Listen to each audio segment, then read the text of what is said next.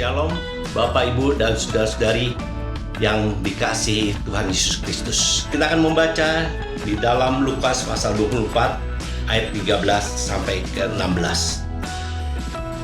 Pada hari itu juga, dua orang dari murid-murid Yesus pergi ke sebuah kampung bernama Emmaus yang terletak kira-kira 7 mil jauhnya dari Yerusalem. Dan mereka bercakap-cakap tentang segala sesuatu yang terjadi.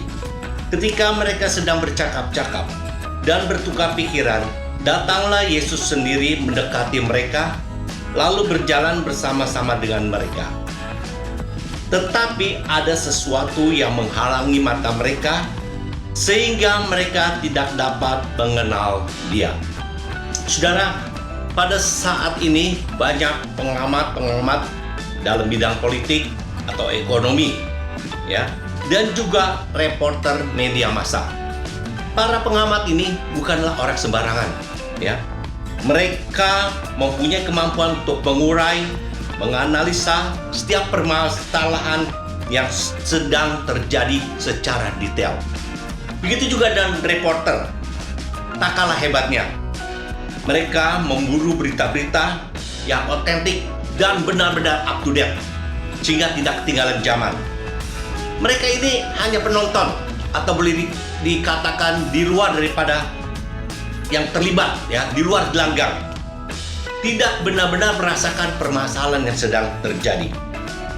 Jadi kehidupan mereka ini tidak terpengaruh dengan apa yang sedang terjadi. Mereka hanya berbicara, ya, memberikan laporan, dan tidak ikut merasakan permasalahan yang ada.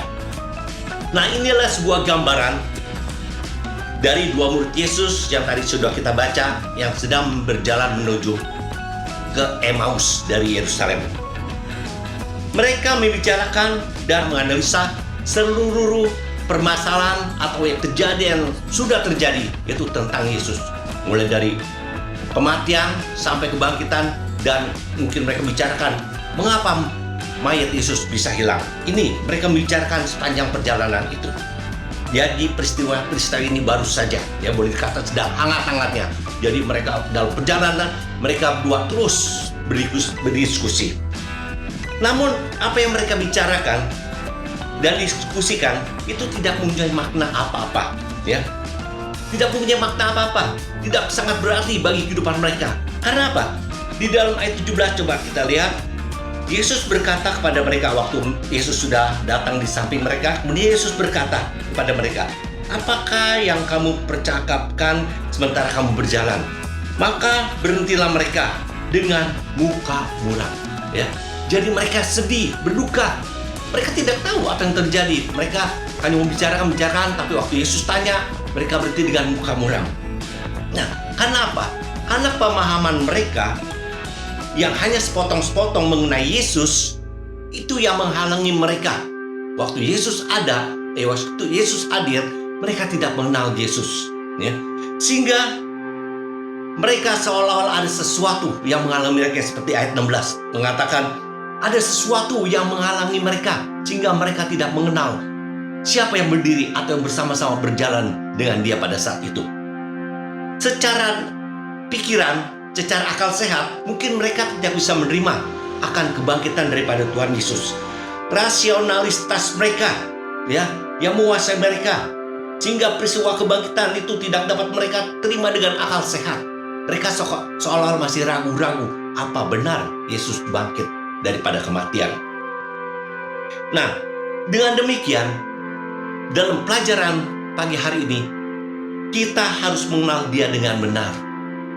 Karena dengan mengenal Dia dengan benar, sehingga waktu kita membicarakan tentang Yesus kepada lain orang, kepada saudara-saudara kita, kepada kawan-kawan atau lingkungan di tempat di mana kita berada, itu benar-benar membawa pengaruh. Karena kita sudah merasakan siapa itu Yesus. Kita sudah mengenal siapa itu Yesus, dan kita boleh merasakan kasih daripada Yesus. Jadi waktu kita bicara, waktu kita berdiskusi kepada lain orang, ya, tentang kematian Tuhan Yesus atau siapa itu Yesus, benar-benar orang lain itu bisa merasakan manfaatnya. Begitu juga dengan kehidupan kita. Ini adalah merupakan satu anugerah, ya, bila kita benar-benar menerima Yesus atau mengenal Yesus secara pribadi. Membuka diri itulah satu-satunya syarat untuk lebih mengenal Tuhan Yesus. Membuka diri ya, untuk mengundang Yesus masuk dalam kehidupan kita dan sungguh-sungguh percaya siapa Yesus yang kita sembah itu.